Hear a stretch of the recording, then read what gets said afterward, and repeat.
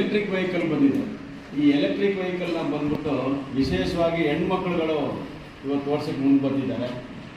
ಈ ಹೆಣ್ಮಕ್ಳಿಗಾಗಿ ನಾವೇನು ಮಾಡ್ತಾ ಇದೀವಿ ಅಂದರೆ, ನಮ್ಮ ಆದರ್ಶ ಆಟೋ ಮತ್ತು ಟ್ಯಾಕ್ಸಿ ಚಾಲಕರ ಸಂಘದಿಂದ ಮತ್ತು ನಮ್ಮ BPAC-ಇಂದ ಎರಡು ಕಡೆನೂ ಸೇರಿ ಈ ಹೆಣ್ಮಕ್ಳಿಗೆ ಉಚಿತವಾಗಿ LL ಮಾಡಿಕೊಟ್ಟು 45 ದಿವಸ ಅವ್ರಿಗೆ ಟ್ರೈನಿಂಗ್ ಕೊಟ್ಟು ಅವ್ರಿಗೆ ಡ್ರೈವಿಂಗ್ ಲೈಸೆನ್ಸ್ ಮಾಡಿಕೊಡ್ತೀವಿ.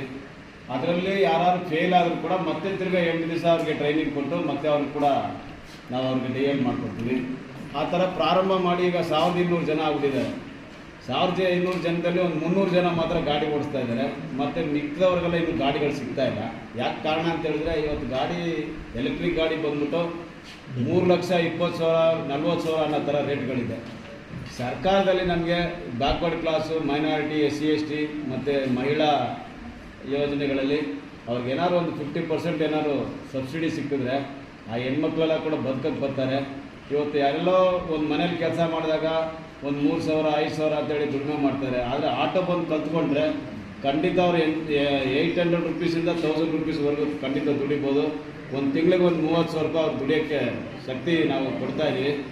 ಆ ಕಾರಣದಿಂದ ಈಗ ಗಾಡಿ ಕೊಡಿಸಿದ ಮೇಲೆ ಇನ್ನೊಂದು ತೊಂದರೆ ಏನಾಗ್ತಾ ಇದೆ ಅಂತ ಹೇಳಿದ್ರೆ, ಚಾರ್ಜಿಂಗ್ ಪಾಯಿಂಟ್ಗಳಿಲ್ಲ ಅವ್ರಿಗೆ. ಈ ಚಾರ್ಜಿಂಗ್ ಪಾಯಿಂಟ್ ಬಂದು ಭಾಳ ಕಷ್ಟ ಆಗ್ತಾ ಇದೆ. ನಮ್ಮ ಸರ್ಕಾರದಲ್ಲಿ ನಮ್ಮ ಇಂದಿರಾ ಕ್ಯಾಂಟೀನ್ ಅಂತ ಎಲ್ಲೆಲ್ಲಿ ಮಾಡಿದಾರೋ ಅಂಥ ಜಾಗದಲ್ಲಿ ಒಂದು ಚಾರ್ಜಿಂಗ್ ಪಾಯಿಂಟ್ ಹಾಕ್ಸ್ಕೊಡ್ಬೇಕು. ಅವ್ರಿಗೆ ಒಂದು ರೆಸ್ಟ್ ರೂಮ್ ಮಾಡಿಕೊಟ್ರೆ ಚೆನ್ನಾಗಿರುತ್ತೆ. ಮತ್ತು ಬಸ್ ಸ್ಟ್ಯಾಂಡ್ಗಳು, ಮೆಟ್ರೋ ಸ್ಟೇಷನ್ಗಳಲ್ಲೂ ಮತ್ತು ಈ ಮಾಲ್ಗಳಲ್ಲಿ ಇಂಥ ಜಾಗದಲ್ಲೆಲ್ಲ ಚಾರ್ಜಿಂಗ್ ಪಾಯಿಂಟ್ಗಳು ಜಾಸ್ತಿ ಬಂದರೆ ಅವ್ರು ಚೆನ್ನಾಗಿರುತ್ತೆ ಸರ್. ಯಾಕಂದರೆ ಆಟೋ ಓಡಿಸೋರೆಲ್ಲ ಬಂದು ಸ್ಲಮ್ಮಲ್ಲಿ ಇರ್ತಾರೆ ಮತ್ತು ಬಾಡಿಗೆ ಮನೇಲಿ ಇರ್ತಾರೆ.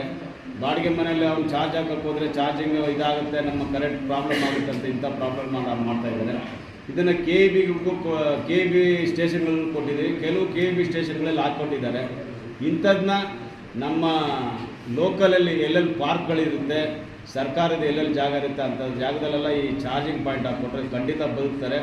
ಅವರು ಒಂದು ಬೆಂಗಳೂರಲ್ಲಿ ಒಂದು ಉತ್ತಮ ಕೆಲಸ ಮಾಡಿ ಬದುಕೋಕ್ಕೆ ಒಂದು ಅವಕಾಶ ಸಿಗುತ್ತೆ ಅಂತೇಳಿ ಇದನ್ನು ತಮ್ಮ ಕಮಿಟಿಯಲ್ಲಿ ಹೇಳಿ ನಮಗೆ ಎಲ್ಲೆಲ್ಲಿ ನಮಗೆ ಸೌಲಭ್ಯ ಸಿಗುತ್ತೋ ಅದನ್ನು ಮಾಡಿಕೊಡಿ ಅಂತೇಳಿ ನಾನು ರಿಕ್ವೆಸ್ಟ್ ಆಗಿದೆ. Thank you.